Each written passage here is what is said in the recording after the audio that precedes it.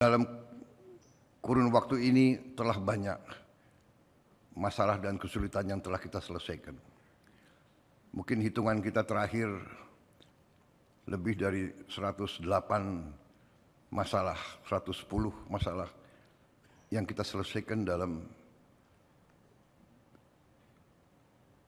1 tahun lebih 18 bulan pemerintahan kita. Kita tidak bermaksud untuk mencari kesalahan. Kita tidak bermaksud untuk membanding-bandingkan. Tiap masa ada pemerintahnya. Tiap pemerintah ada masanya. Tiap masa ada pemimpinnya. Tiap pemimpin punya masanya. Kita tidak bermaksud, tetapi kita sebagai anak bangsa, kita sebagai unsur pimpinan, dan kita semua di sini adalah unsur pimpinan. Kita di sini pemimpin politik, pemimpin teknokrat, pemimpin budaya, pemimpin masyarakat, dan kita diberi mandat oleh rakyat untuk menghadapi dan menyelesaikan masalah. Jadi kita tidak boleh takut dengan masalah. Kita tidak boleh takut dengan kesulitan. Kita tidak boleh takut dengan kekurangan. Kita faham, seluruh bangsa faham bahwa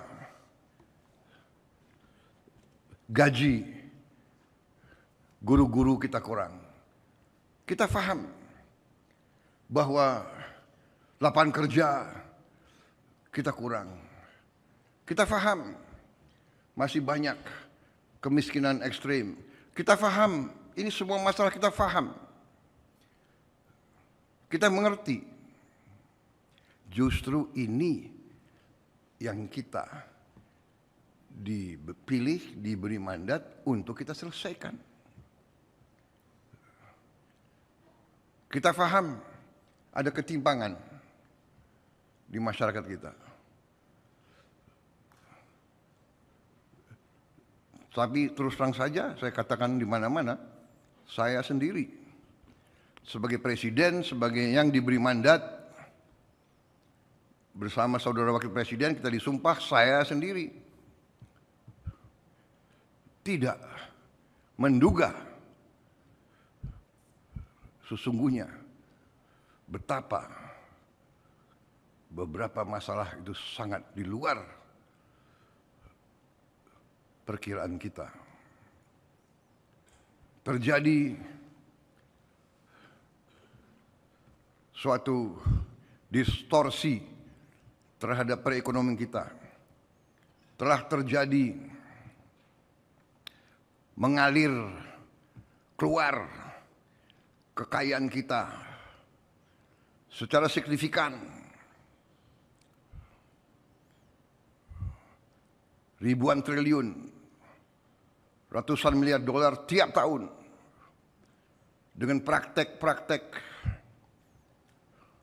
under invoicing, pemalsuan laporan.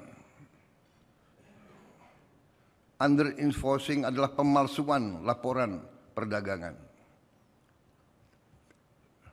Praktek-praktek transfer pricing, praktek-praktek penyelundupan, hal-hal yang sesungguhnya sungguh tidak masuk akal dan sesungguhnya tidak adil bagi bangsa kita. Dan ini bukan data dari kita, ini data internasional, ini data dari lembaga-lembaga internasional, ini data dari PBB. Di antaranya. Tapi seluruh bangsa sudah merasakan, semua pelaku ekonomi sudah mengerti hal ini, di dalam negeri dan di luar negeri, semua tahu. Negara penghasil kelapa sawit terbesar di dunia sempat berminggu-minggu hilang minyak goreng. sesuatu yang tidak masuk di akal. Saudara-saudara,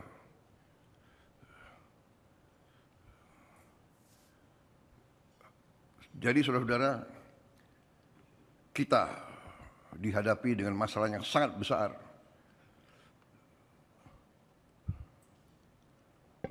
Dengan masalah yang vital. Kalau ini kita biarkan, kalau kebocoran ratusan miliar dolar kekayaan Indonesia dibiarkan terus keluar, kita bisa bayangkan nasib bangsa kita seperti apa. Karena itu,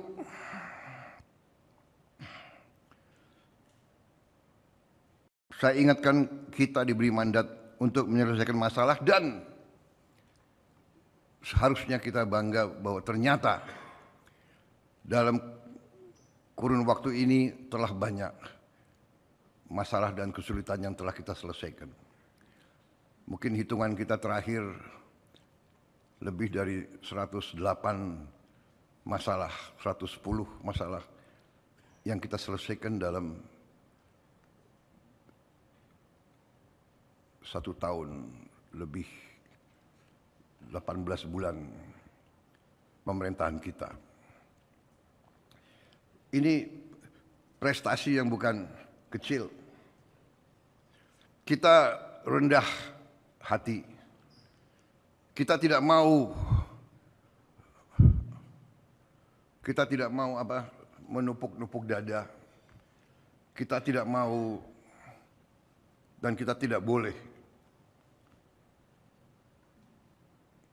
besar kepala, tidak boleh sombong. Itu watak kita sebenarnya. Watak bangsa kita. Ojo dumeh. Tetapi kalau kita berprestasi, kita harus akui bahwa kita berprestasi. Tidak ada bangsa lain yang akan menghormati kita kalau kita tidak menghormati bangsa kita sendiri. Bangsa yang besar adalah bangsa yang bisa menghormati dan menghargai pahlawan-pahlawannya.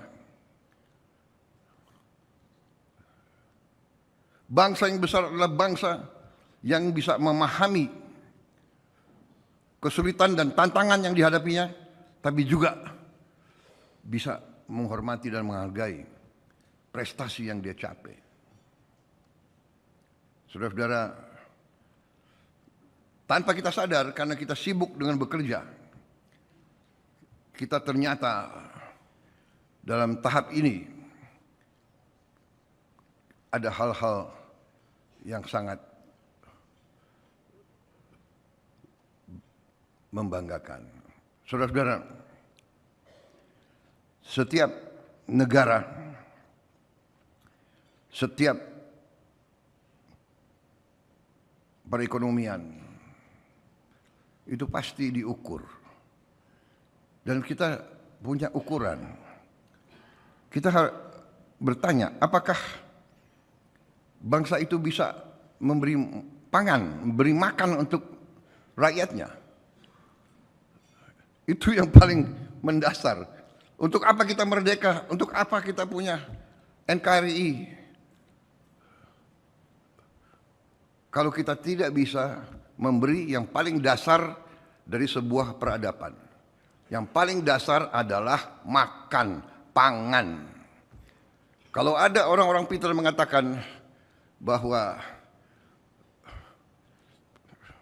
ada yang lebih penting dari perut yang lapar, ya saya persilahkan, saudara-saudara. Yang saya tahu dari sejarah ribuan tahun peradaban manusia, tidak ada masyarakat yang bertahan tanpa pangan. Punah.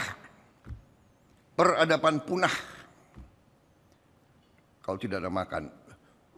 Untuk menjamin pangan perlu air, perlu lingkungan yang dilestarikan, perlu lahan